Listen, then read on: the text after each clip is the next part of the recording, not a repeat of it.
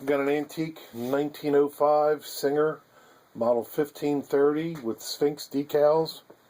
Serial number is B1322522.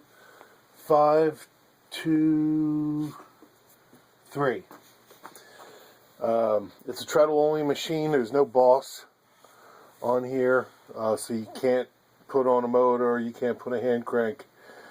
And the bobbin winder also rides the treadle cord, so it doesn't have the rubber wheel. Basically, I'm just going to show you how well it stitches. We've got 6 layers of denim, which were already stitched once for photo in the ad.